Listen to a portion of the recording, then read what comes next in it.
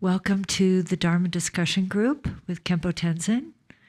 And we're happy to see you all again. Thank you. So, again, we remember that we recite three jewels and the Bodhicitta part in the short part. It's page number 4, but if you don't have this text, no problem. You just remember kindness of three jewels and then arise Bodhicitta. That's all. If you have text, page number 4, I think. Until awakening, I take refuge in the Buddha, the Dharma, and the Supreme Assembly. By the merit of generosity and other perfections, may I attain Buddhahood for the benefit of all beings. Until awakening, I take refuge in the Buddha, the Dharma, and the Supreme Assembly. By the merit of generosity and other perfections, may I attain Buddhahood for the benefit of all beings. Until awakening, I take refuge in the Buddha, the Dharma, and the Supreme Assembly. By the merit of generosity and other perception, may I attain Buddhahood for the benefit of all beings. Okay, so today I think I should pick up the names, or maybe I see all your names, and maybe it's I just directly ask some questions. Is it okay? I start last times we did not discuss with some Dharma friend. Maybe start from there. Wendy Flamor, can you hear me? Oh yeah. Hello. Where are you? I live in Ithaca, New York. New York. Oh yes. Yeah. Thank you so much for joining. Mm-hmm.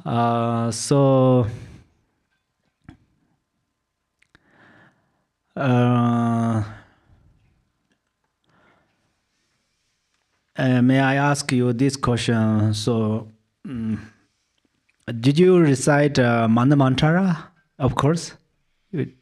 Mani Mantra, yeah. Yes. So, anyone explain about 6 syllables of Mani Mantra? It's the heart of the lotus, or the heart of the teachings of emptiness and compassion. Yes. Wonderful. Thank you. It's so beautiful explanation. Thank you. That is my question for you. Oh. It's like teaching. Thank you so much. Mm-hmm. And then next, Pamela Stenbich. It's Betch? Yes. Yes. Where are you from? I'm in Fort Wayne, Indiana. Indiana. Oh, yeah. Actually, I ask, where are you from? Is okay, or where are you living? Living is better, yeah? Well, both. Oh, thank you. Thank you. So, you listen to this today's teaching. Yes. So, do you have any question in some part of there? Yes, I do. I seem to have a hole in my pot in understanding the kayas. I seem to get some grasp of it, and then it just slips away, and I feel confused again. So that's my question. Can you briefly, I guess, simply help me with that? With the what? The kayas. Oh, yeah. Yes, so actually, kaya is Sanskrit language. So kaya means actually form. In English, we say form. So like a human form is the form of the particles or elements, but Buddha's form is qualities. The Buddha's form is a form of wisdom light. and merit and compassion and bodhicitta. So through this way we call the form. So number one, Dharmakaya, the outwardly example of Dharmakaya is Vajradhara or Kundazambo. In the Nyingma lineage, they mentioned most of the time mentioned Kundazambo. It seems pretty easy, no more ornaments or something like that. Most of the time, it sits like a posture is naked and no wearing any other different clothes. So Dharmakaya is like an empty space, nothing, something like that. So, but it's inside our mind is when we see thoughts, when we stop to arise thoughts, the spontaneously stops. It's not make effort to stop. Something like we hold the breath.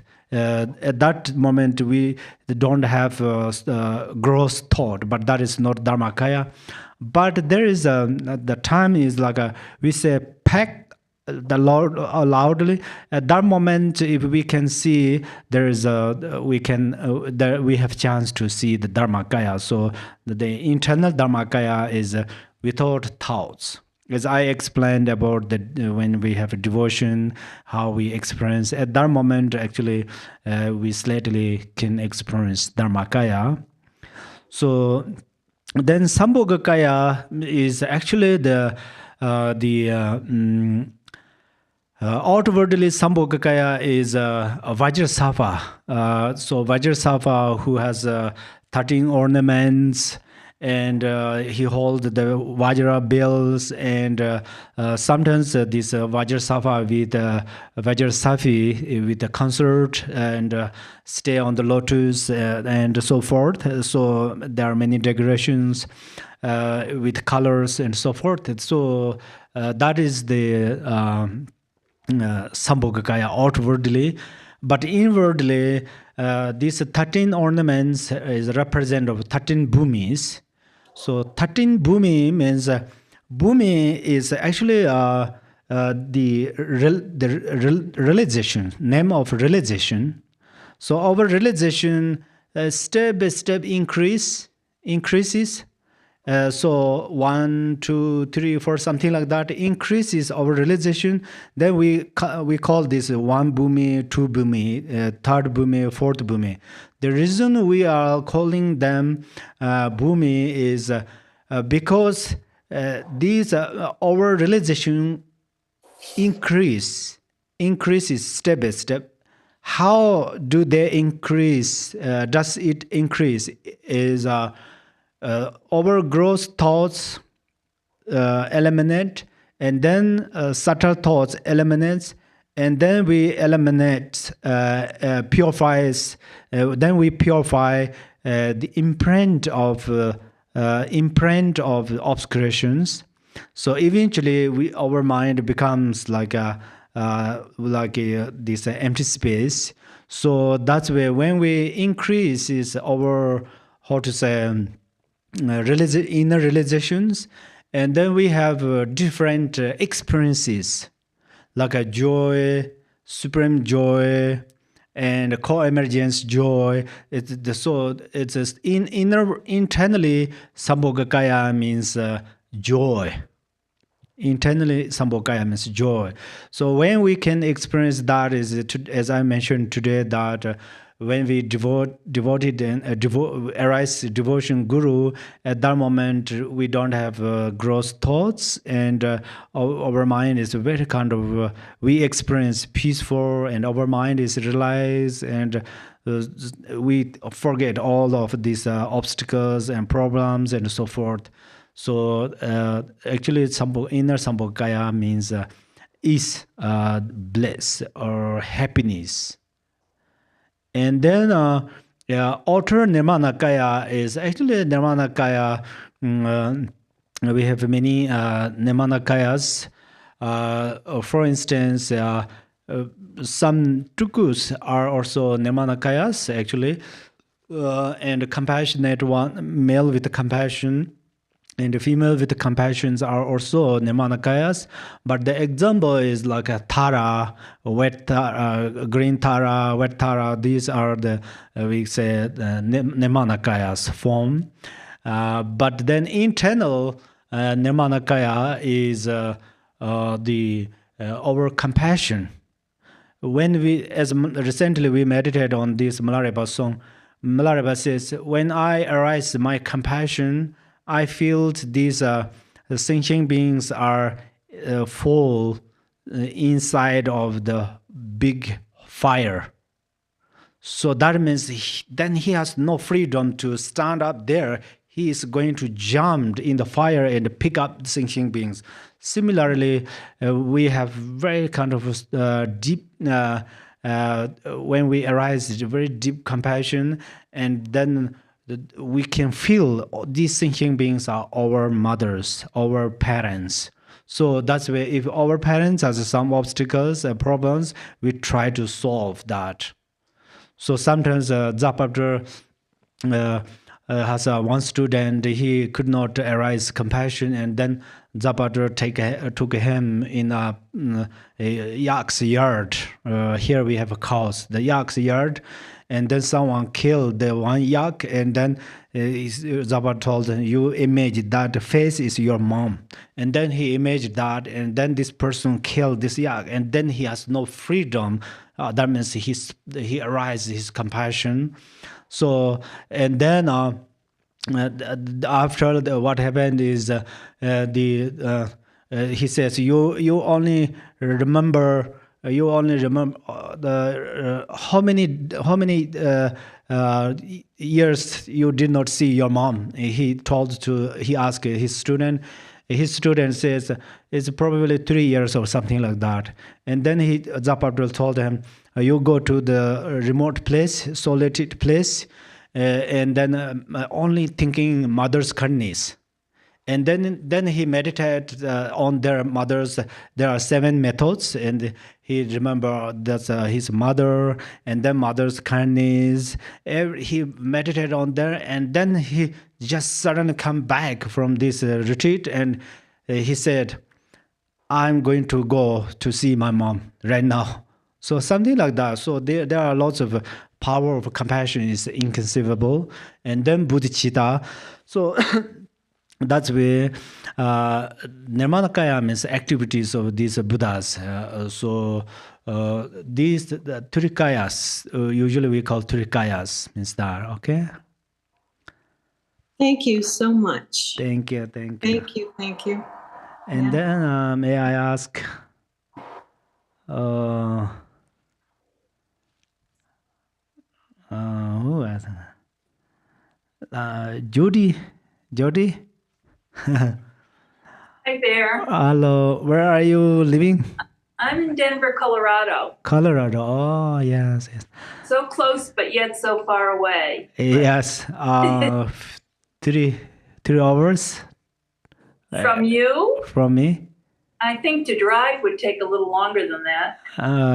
Airplane. Airplane, yeah. Oh, yeah. Thank you so much.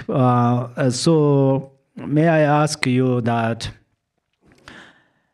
what do you feel when you hear some kind of Buddha nature or nature state of mind? At that time, what do you feel? And also, how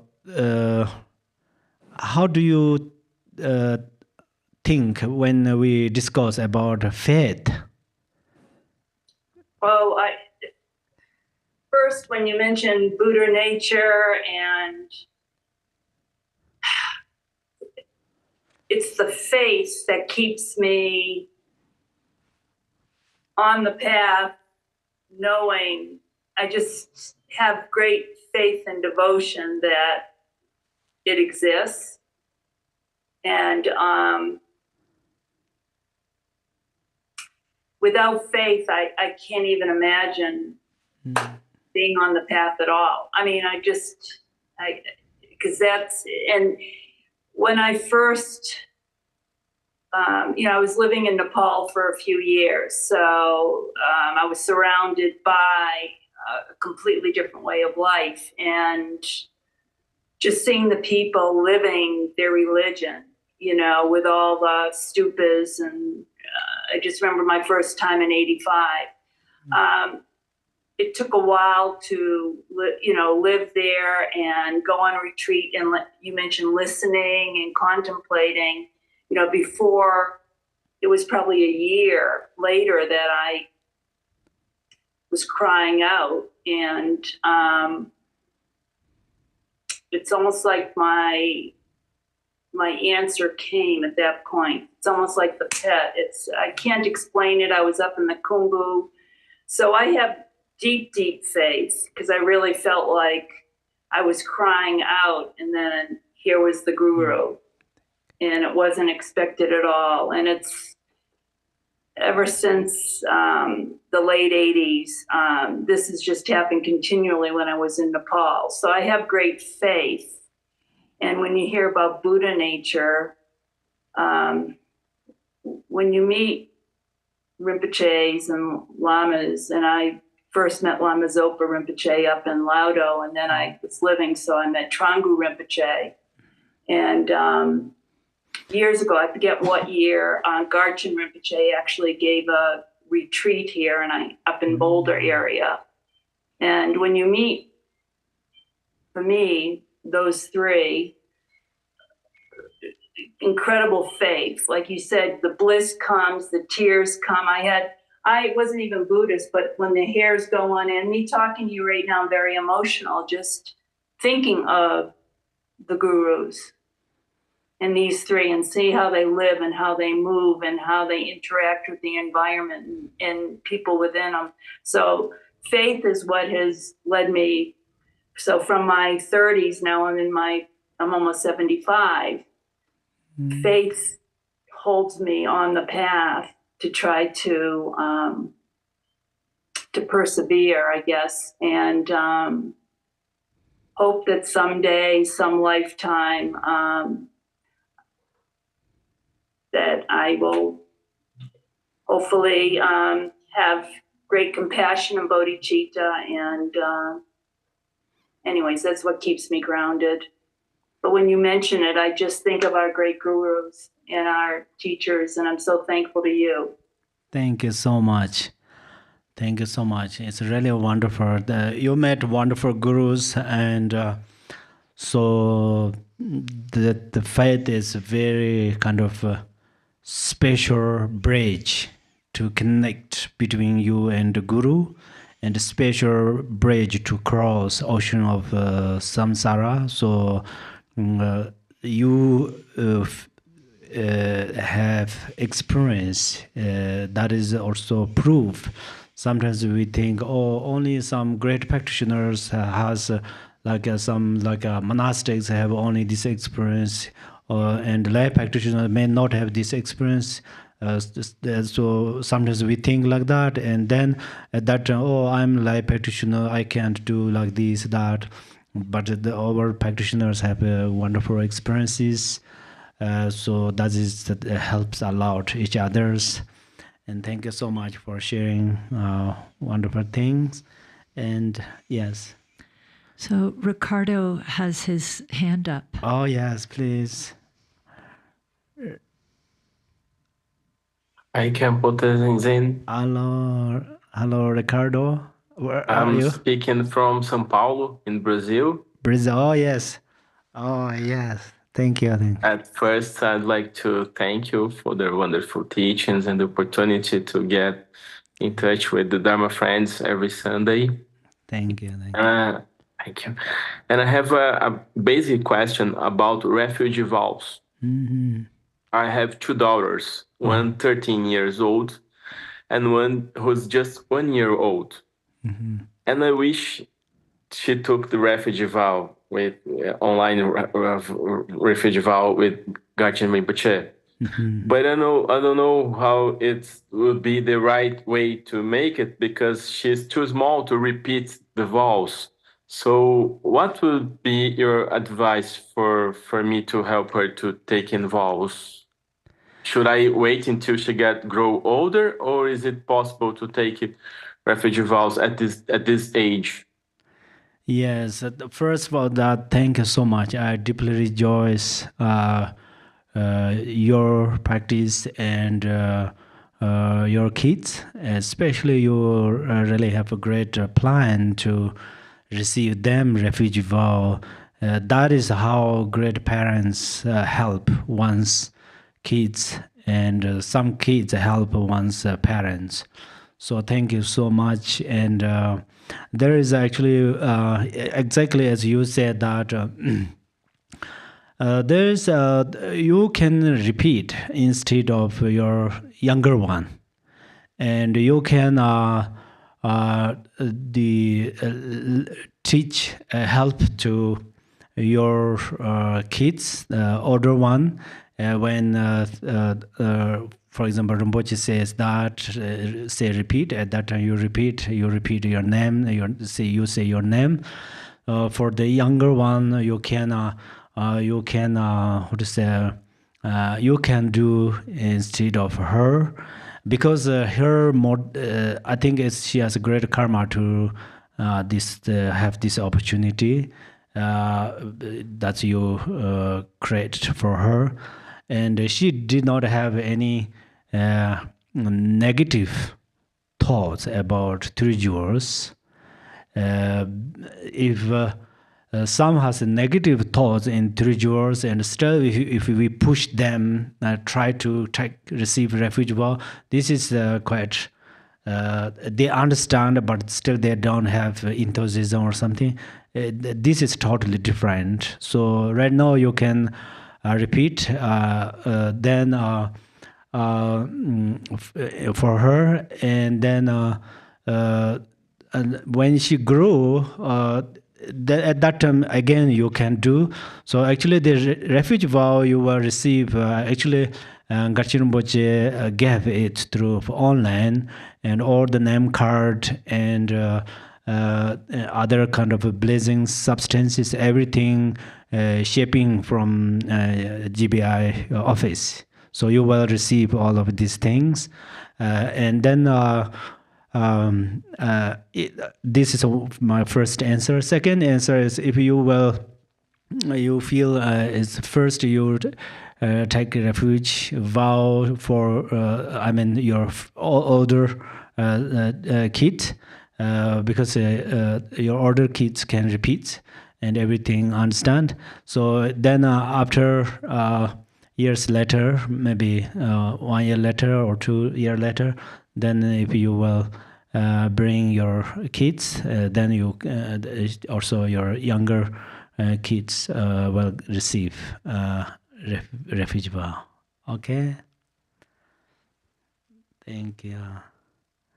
Thank you. Thank you so much. Trish has a question. Her hand's Trisha. up. Yeah. Hello. Try to delay. Khenpo, thank you so much for that we can meet again, all of us together. This is so wonderful. I look forward to it each week. Thank you so much. Thank you. So I have a question, if I could ask that first. First off, I'm very nervous when I speak. You can probably hear it in my voice. But I also noticed that the past few weeks, I have been very anxious when I've been in front of the computer. Even when it's been a Dharma talk like this, like I'm just shaking with anxiety. And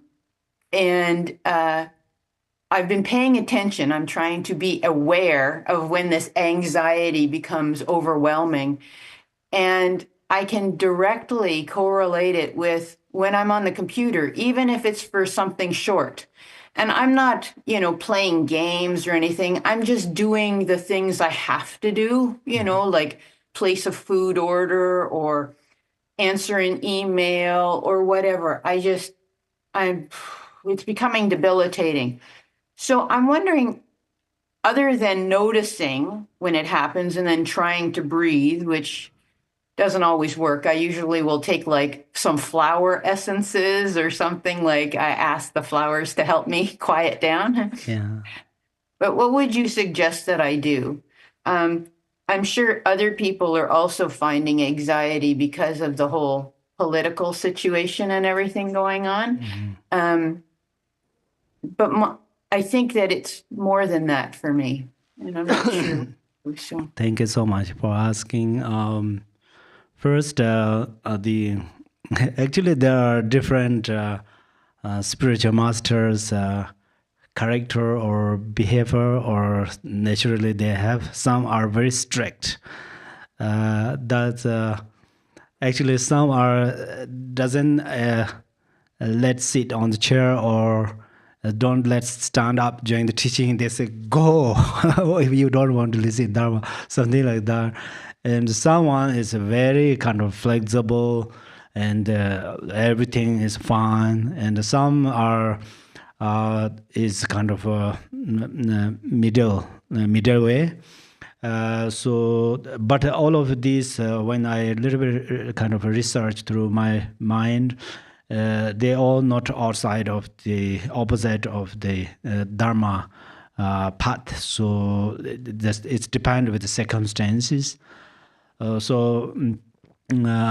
am very strict Dharma teacher, or very kind of peaceful. That's our Dharma friends knows more than I explain. But then what I would like to say is, when you say share your situation, what I feel is you have enthusiasm to listen Dharma, because in other hand you are going to responsibility, email, and take care of flowers, or lots of things to do by yourself, but still you are spend your time to listen Dharma. That means you have enthusiasm to listen Dharma. So that's why it's really wonderful. So please you do what you have been doing that.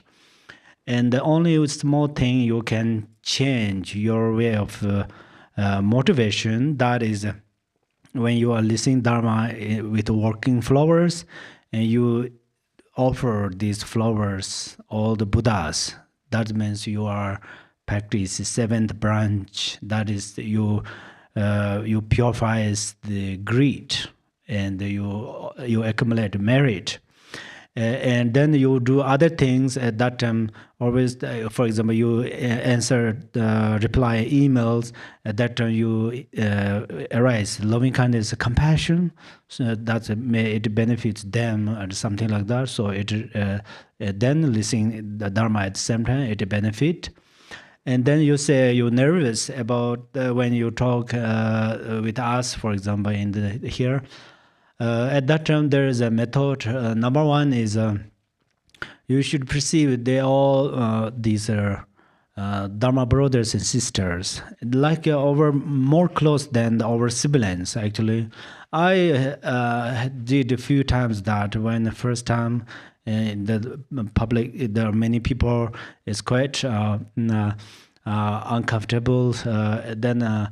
Try to perceive they all Dharma brothers, sisters, like more close than my siblings. My siblings are very close with me, my heart, but the Dharma brothers, sisters are more than that. I perceive that, and then anxiety or fear, everything comes down. And then another way is also sometimes there's one method is illusory. Actually, there's a 6 yoga of Naropa that practice illusory body. It's very similar that way. When people are in front of you and you start to give some public talk or something, at that time your anxiety arises. Immediately you think, oh, everything is deluded phenomena. It does not mean you look down them or criticize them. That means you try to realize the real true nature of things. So then everything is a deluded phenomena. I myself, my anxiety and all the front objects, everything.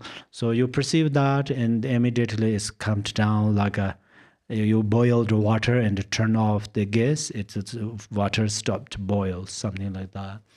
So then this will help. And then most of the time when you ask questions and share your experiences, first you motivate me, it's benefit other beings, and then you share your informations. Then whatever happens, it's okay, no problem. And then you will use it, and then everything goes well. But you did great things. Thanks so much. Okay. Oh yeah. So how about here? May I ask some? Can I start you? Are you shy? Paulo? Yes. Did you ask me? Oh yes. First here in person, and then your. No, it's okay. Thank you so much.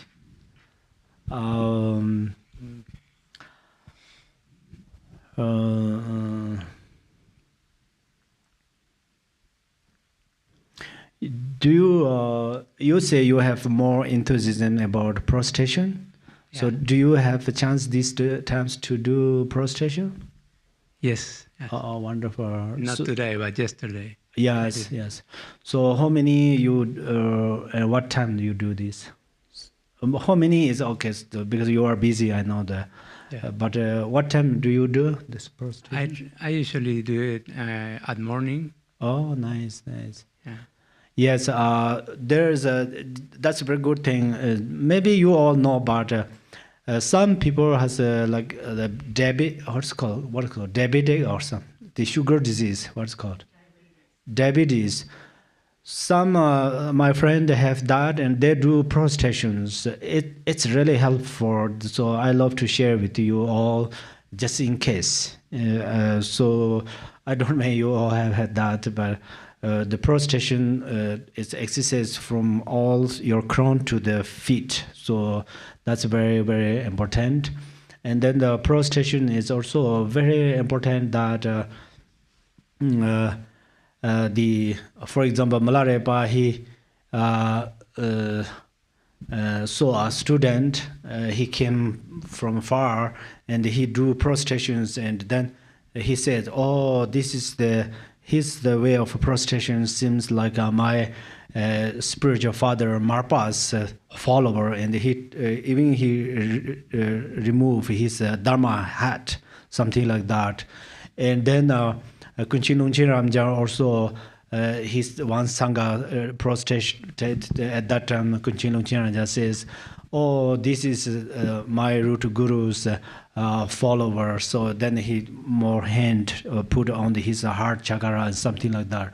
So that means prostration has is inconceivable meaning and result and fruition. So do prostrate enthusiastically. The main thing is chaja. Chaja is Mahamudra name is chaja, and the cha means the prostration means cha. That means eventually we will realize the union of body, speech, and mind, the union of the sentient beings and the Buddhas. So that's so wonderful, and I deeply rejoice. And then only number is not important. That Rinpoche often told us. So that means not only focus number, but it does not mean don't count number. So count number is a very helpful when future you participate. Okay, thank you so much. Okay, first I listen. You say you have a question, and can you raise up your hand in the Zoom?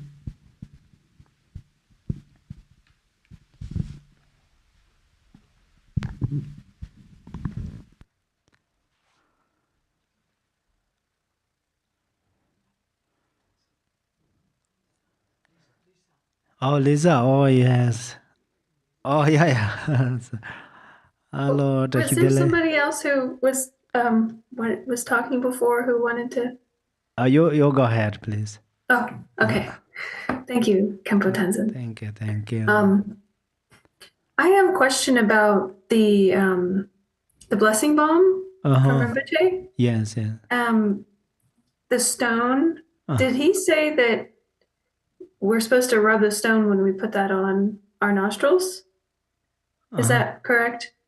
Stone is not applying on the nostrils. No, we're supposed but- to like rub the stone with our hand and then apply that. Yes, exactly. Right. Can I ask why that is?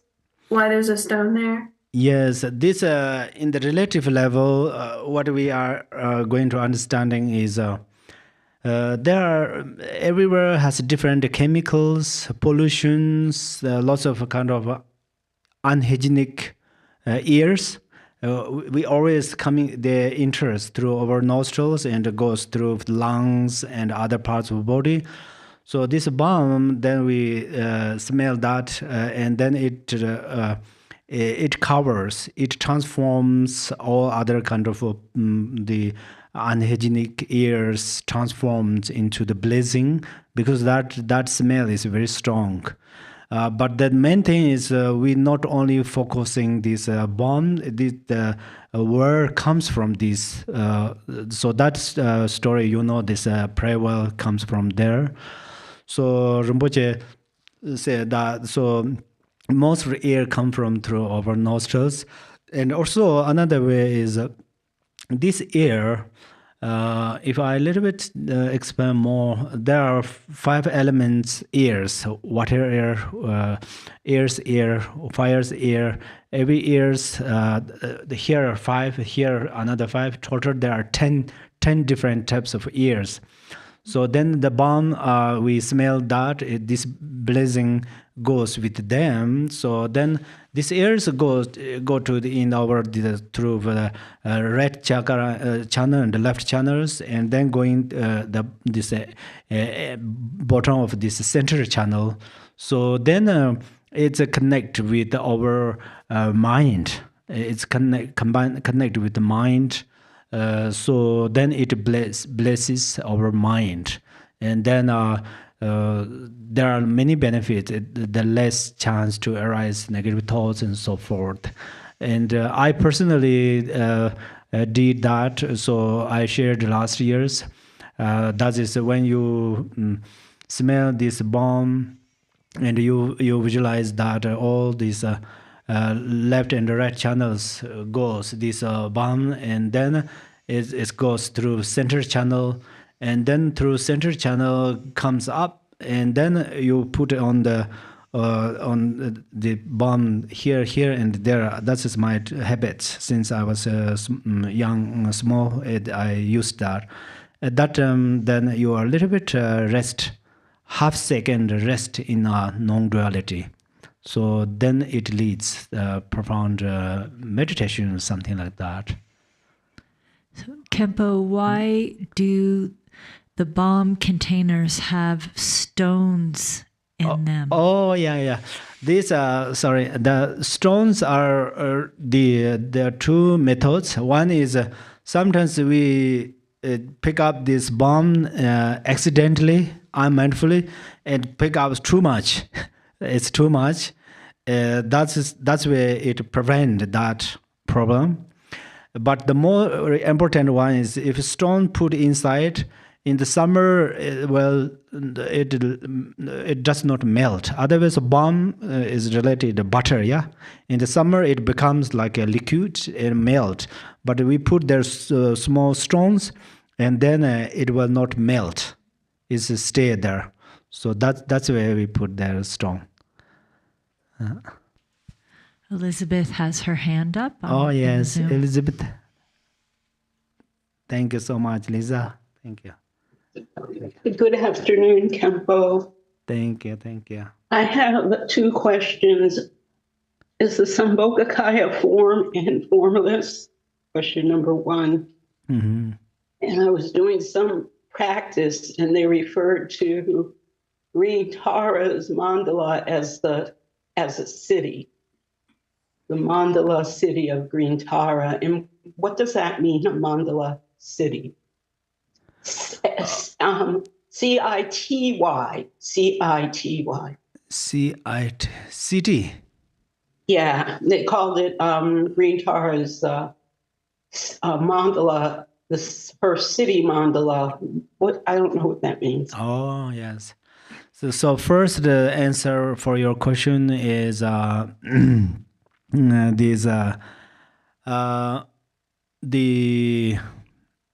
Sambhogakaya is formless. Absolutely, yes. Even our body is formless. When we recite Heart Sutara, first it says, it's the question answer between Chinese and Shariputara. And then next part it says, you remember its meaning carefully in your mind and then recite it. And then third it says, form is emptiness and emptiness is form. So form is emptiness means formless. So Sambhogakaya is formless, but there is a way to practice like the four kind of tantric vehicles like Chindak, Charya Tantara, Yoga Tantara, Anuyoga Tantara. So they have a different way to visualize self-visualization. Some does not have self-visualization. So at that time we front visualization.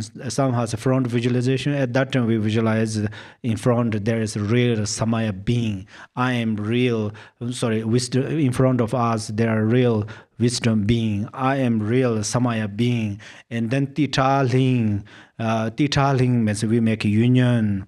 Then Ja Hong Bang Ho means then it becomes inseparable. Something. So at that moment, actually, our attention is on the good way, but still we practice with the dualistic perception.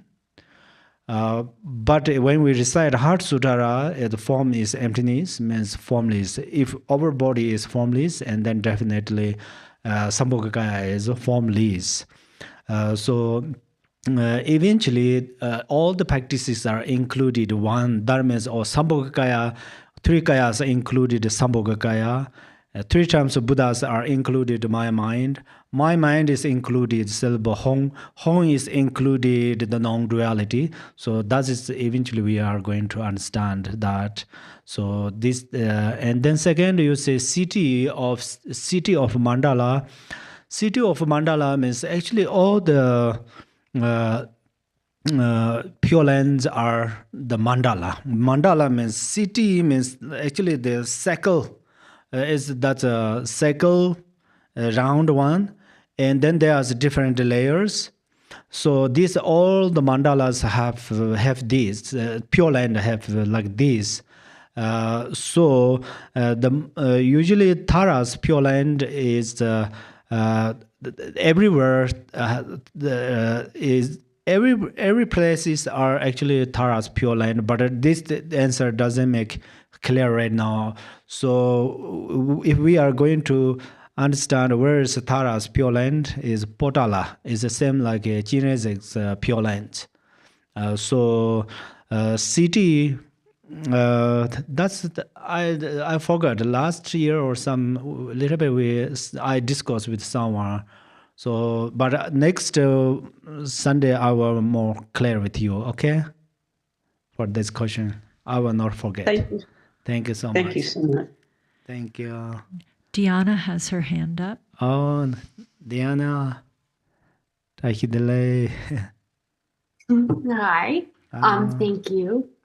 I wanted to follow up on the questions about the kayas because I also have always found or continue to find Sambhogakaya a tricky concept. And I wanted to ask, does it make sense to think about so Nirmanakaya as realization of the Buddha's wisdom with respect to other people, Sambhogakaya as realization of the Buddha's wisdom with respect to like ourselves and our own experience of our bodies and our consciousness, and Dharmakaya as realization of the Buddha's wisdom like with respect to like the essence of awareness or the essence of wisdom itself. Does that make any sense? It makes sense. Absolutely. The three kayas are actually we can explain in how to say any way or so. Because all these phenomena are combined with Turikayas. So that's where sometimes we say compassion is Nirmanakaya.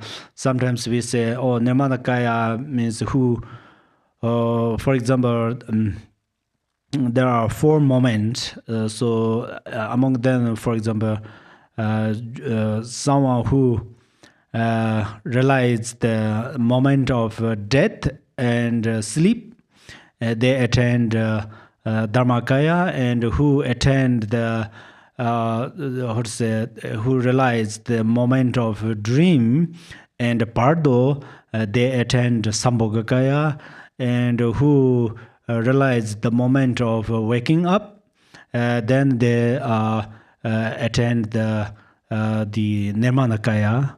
In this that way also we can explain Nirmanakaya.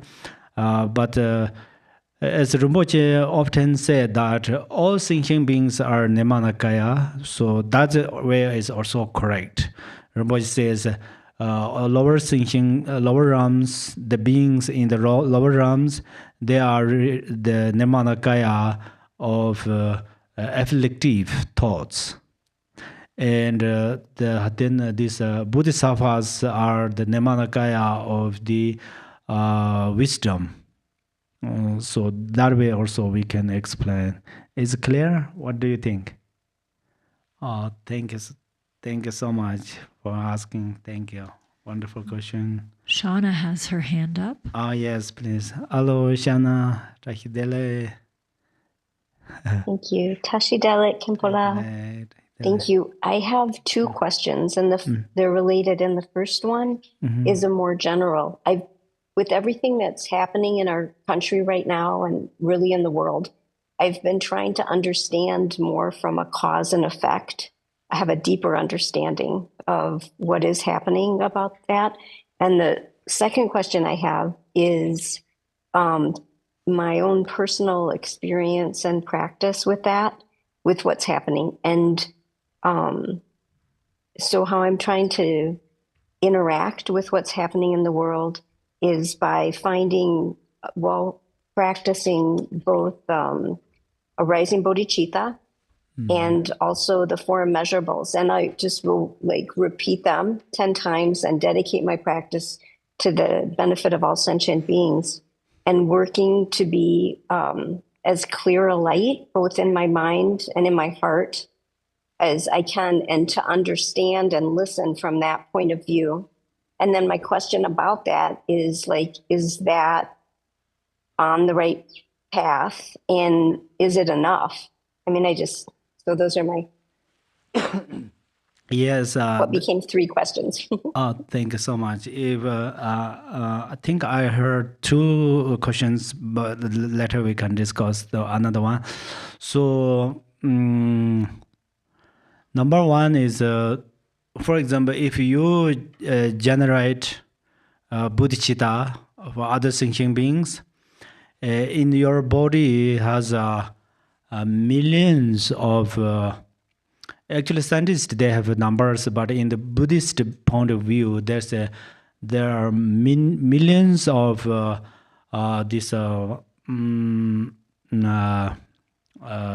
actually what's not insects, what's called that? Bacteria, microbes. Some thinking beings. I forgot the name exactly. So they all turned their mind into the bodhicitta. So because you are a single person, arises bodhicitta or compassion from your mind, and then in your body there are many kind of these thinking beings. Their mind also become bodhicitta mind. So likewise, you arise bodhicitta right now, and then there are many things happen in this world. Everything is actually related. It's a collective a common collective karma. It's common karma. Many people accumulate very similar karmas. So then it one time it occur in the same age or same time or same year or something like that. So, but then, for example, winter, we almost in the winter we think, oh, this is a winter season. There's no chance to melt some ice. We almost think like that.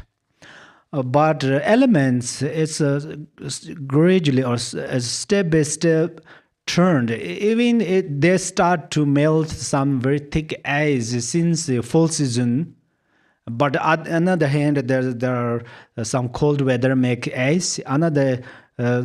Some elements make warm and step by step. So eventually, in the spring season, ice will melt. Could be melt. And the summer season, then everything is water. Likewise, sometimes, for example, recently we pray, recite, arise compassion or bodhicitta, whatever we do seems it does not work. But it is working. It is working step by step. So one day we can change every situations. The power of the over bodhicitta and loving kindness and compassion. So that is actually Lord Jigten Sunggung very clearly mentioned in his Buddha's single attention. He said, Duje means du means time. Jie is the proposition of Duje. Pel means increase, dem means decrease. Data means right now, at this moment. Jaryu means right now we can do it. So that is the how actually we say it is degenerated time. So everything like a good things decrease, bad things are increases. We feel like that. Yeah, it's commonly it's happened. That's true. But still there are some powers coming. Like the last night it's very dark, for example, but today the only single sun remove every darkness of the every locations. Darkness removes. Likewise, we can do so. Never give up and never stop to generate compassion and loving kindness. And second, what did you say? Sorry. I think you answered it because it was is that practice enough? Could I be doing more? Oh, is there something? Yeah, that's a very good question. That's a very good question. Actually, there are many profound practices, but sometimes we practice like our water's waves, ocean's waves. So one time or two times we do that, and all kind of garbage take away or something like that. That is better, or we do something continually. Which one is better? Which one is more powerful? Do something continually is more powerful, like a river. Ganges River. Ganges River comes from snow, but it's across the mountains and the valleys, and step by step, eventually it goes to the ocean, and then it mixed into the ocean. And then this morning we meditated like a fuse or something like FUSE, something like that. So then we cannot separate the ocean and the Ganges River. So do continually. What I try to say is. You continually arise bodhicitta every day, compassion, and practice continually. That is very powerful. Mm-hmm. Thank you so much. Thank you, Khenpo. Thank you. Mm-hmm. Oh yes, B is in them. Khenpo. I would like to follow up on the earlier questions about Nimana Kaya. Oh yeah. Just to be clear, I'm primarily a Gelug student. In the past few years, I've been listening to teachings from Kakyu teachers and Nyingma teachers. Mm-hmm. And the way the three kayas are explained are different. Mm-hmm. It just can't get through my thick skull this other way of explanation. Mm-hmm. Like in Gelug, because every living being has the body and the mind. Mm-hmm. So when one becomes a Buddha, the mind is called the Dharmakaya, And then the body is called the Sambhoga Kaya and the Nimana Kaya. And then Sambhoga Kaya is visible only to Bodhisattva, and Nimana Kaya is what is visible to sentient beings. Sakyamuni Buddha, as for example, is a Nimana Kaya. So that's my previous understanding. So when you say that all sentient beings who are not Buddha are Nimana Kaya, I just have a really hard time understanding that. So if you can help, please. Yes, thank you so much for sharing, and thank you so much you listening many teachings. I deeply rejoice that. Exactly, you said that. Actually, that is their Gelu and Nyingma and Sacha Kaju, they all explain these 4 kayas and 3 kayas. And then the Nirmana Kaya is in the Parijana Paramita, this material Buddha taught, is I think his Asanga, he taught to Asanga. In this text, it says that it's mentioned that Nirmana Kaya is the Shakyamuni Buddha. Because it's talking about the Buddha, so Shakyamuni Buddha, he became enlightened in the Buddha Gaya. So that is the Nirmana Kaya. That we all actually says that. We all say that. Or that is the example.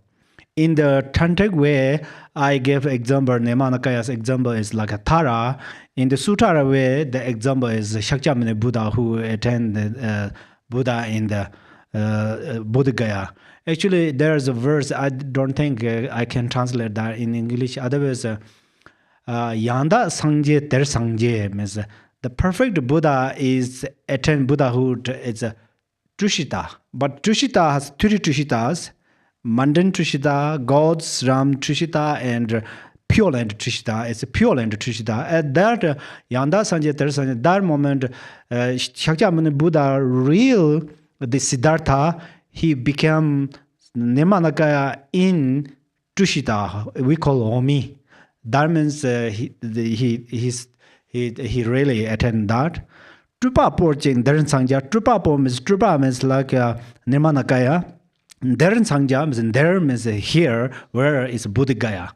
So that means he physically show in publicly attend Buddhahood in when he was 35 years old, early about 430, he eliminated all the maras and then he attained Buddhahood. That time he attained Buddhahood of Nirmana Kaya's form. That's we mentioned that. And then Sambhoga Kaya, we are looking through this way. Where is the Sambhoga Kaya? Is his channels and winds. That means he arises 5 colors of wisdom wind at that time because he attained the 5 wisdoms. So that is we can say Sambhoga Kaya. So that actually all explained. And can you repeat? Now, are you talking to somebody in the audience or to me? Oh, so what do you? Are you clear?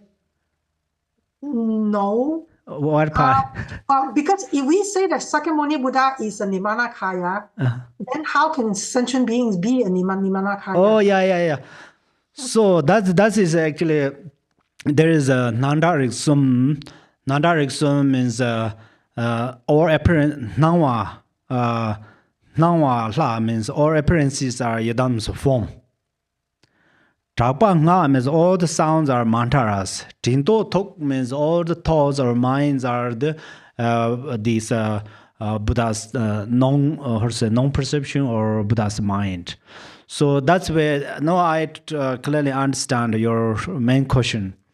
So we are going to separately understand.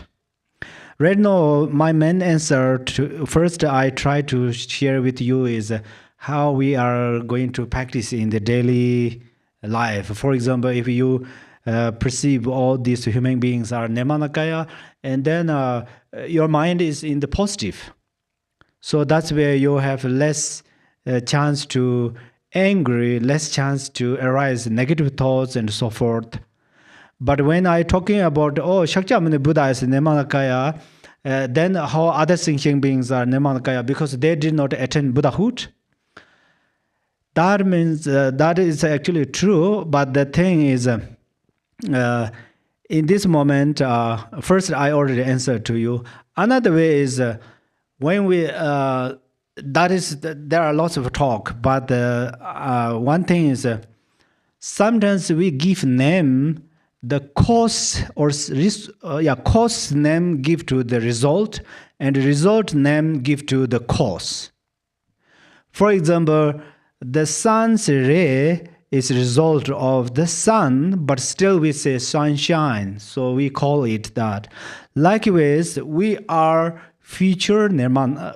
We are the future Nirmanakaya in Buddhagaya. Future, we all attain Nirmanakaya's form in the Buddhagaya. It mentioned in the Parijana Parimita teaching. So that's where, in this way also we can explain future you will, for example, graduate it in Buddhagaya University, for example. Future you will become Nirmanakaya's form in Buddhagaya. So in there, that way, still we can call you are that you possess Nirmanakaya's form. So this is an example of giving the name of the result to the cause. Yes, that I just give you extra information. That's there. That's where we can call. So in Tsopa Chenpo, when they say that we are already primordially pure, do they mean it the same way, giving the name of the result to the cause? This is the slightly different is that differences are that when you are attain Buddhahood for the sake of other thinking beings, you are going to show publicly like Shakyamuni Buddha did.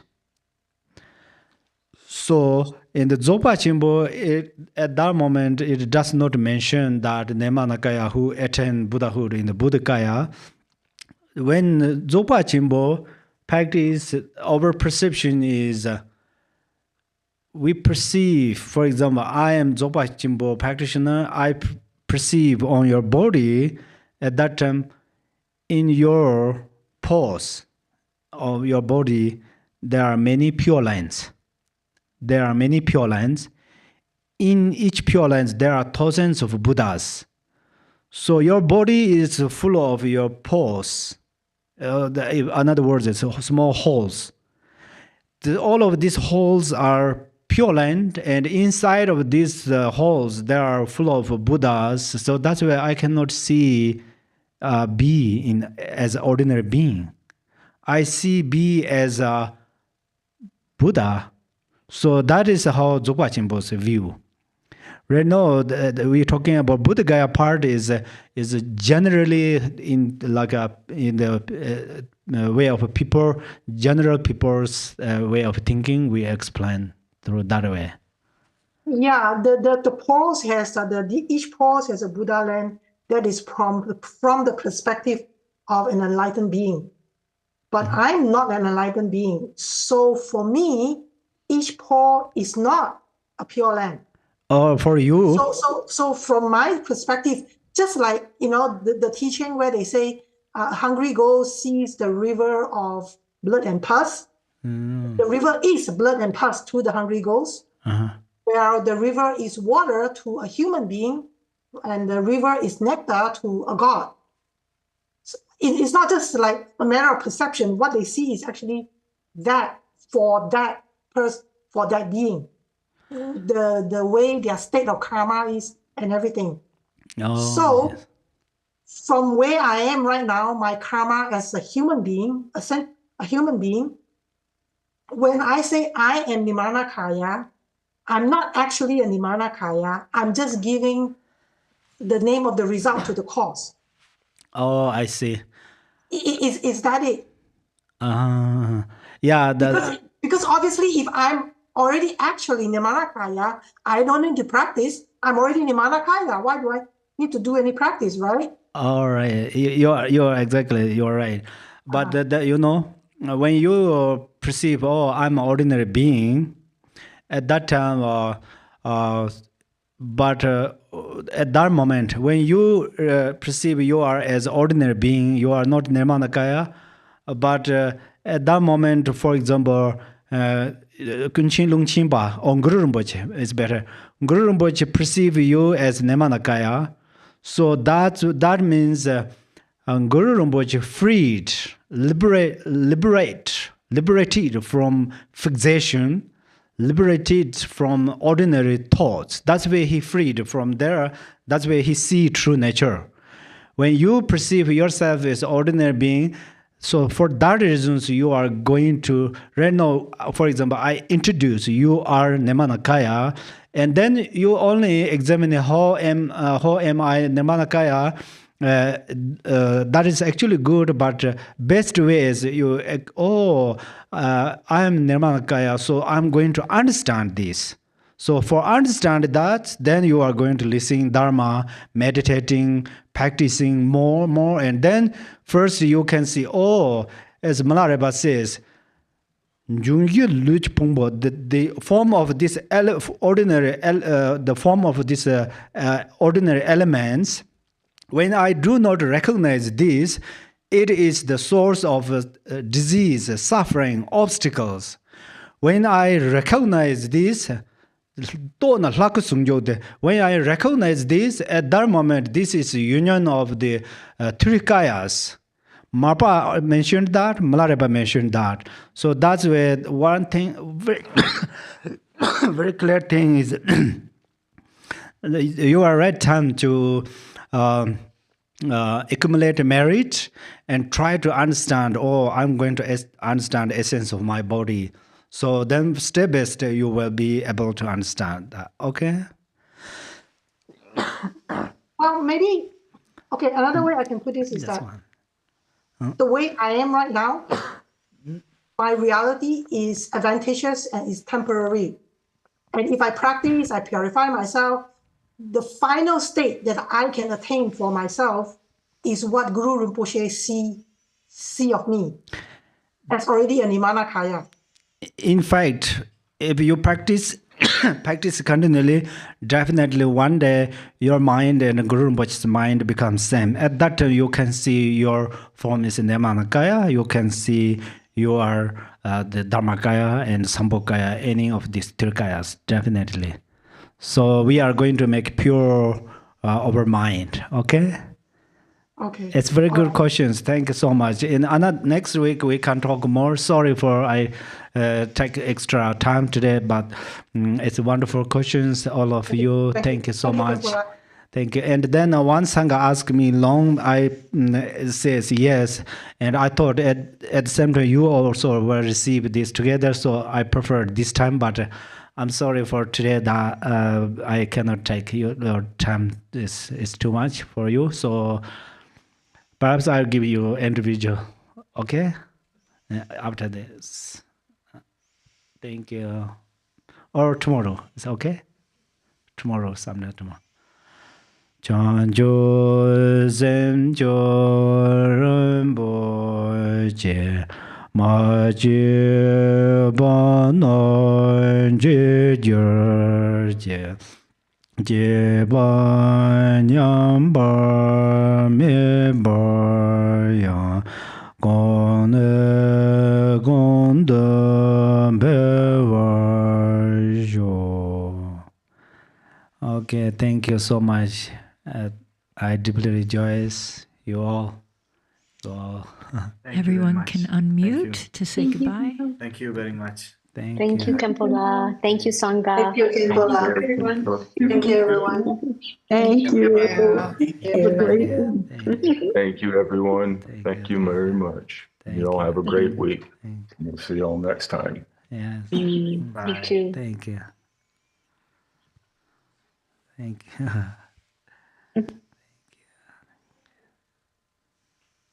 Bye.